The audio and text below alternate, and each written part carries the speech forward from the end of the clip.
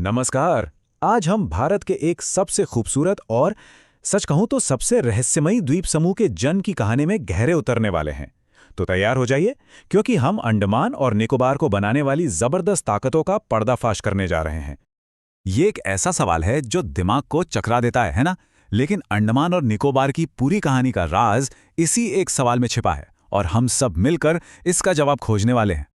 हमारी कहानी की शुरुआत होती है आज से करोड़ों साल पहले, जब धरती की सतह के नीचे दो विशालकाय शक्तियां एक महाटक्कर की ओर बढ़ रही थीं।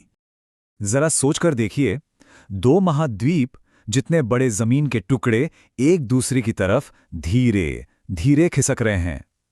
ये कोई मामूली टक्कर नहीं थी। ये वो घटना थी जिसने दुनिया के नक्शे को हमेशा के लिए बदलकर रख दिया। और इस महाटकराव का सबसे अहम हिस्सा है ये प्रक्रिया, जिसे कहते हैं सबडक्शन।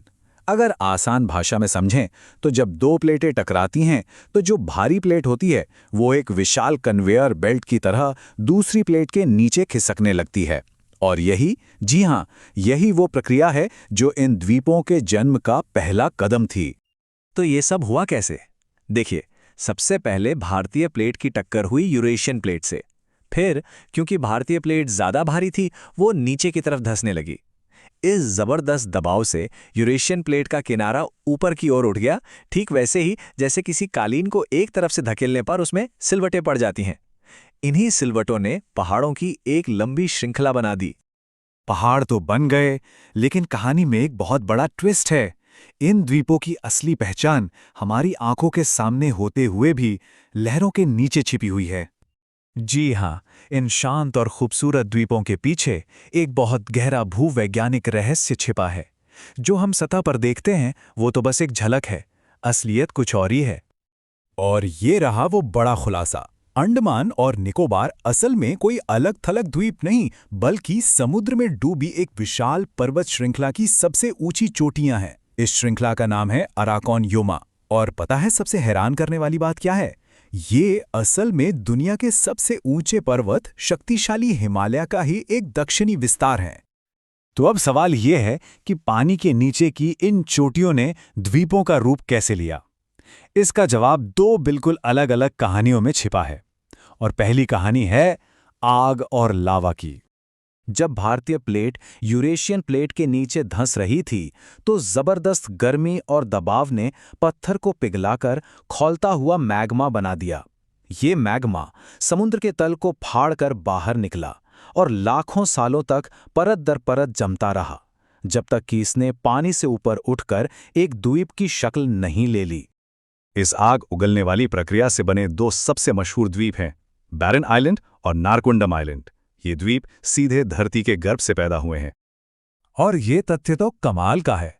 बैरन आइलैंड सिर्फ एक द्वीप नहीं है, ये पूरे दक्षिण एशिया का इकलौता जीवित सांस लेता हुआ ज्वालामुखी है। ये इस बात का सबूत है कि जिन ताकतों ने इन द्वीपों को जन्म दिया वो आज भी शांत नहीं हुई हैं। अब चलते हैं कहानी के दूसरे हिस्से की ओर। सारे द्वीप आग से नहीं बने। कुछ का जन्म एक बहुत ही शांत, धीमी और जीवन देने वाली प्रक्रिया से हुआ। पानी के नीचे की पर्वत चोटियों पर लाखों सालों तक नदियों से आई मिट्टी और समुद्री जीवों के अवशेष जमा होते रहे। साथ ही गर्म और साफ पानी में मूंगे यानी कोरल्स ने अपनी बस्तियां बसाईं। जब ये जीव मरते तो उनके कंकाल जमा होकर चूना पत्थर की चट्टानें बनाते गए और धीरे धीरे, बहुत धीरे धीरे ये द्वीप समुद्र से ऊपर आ गए।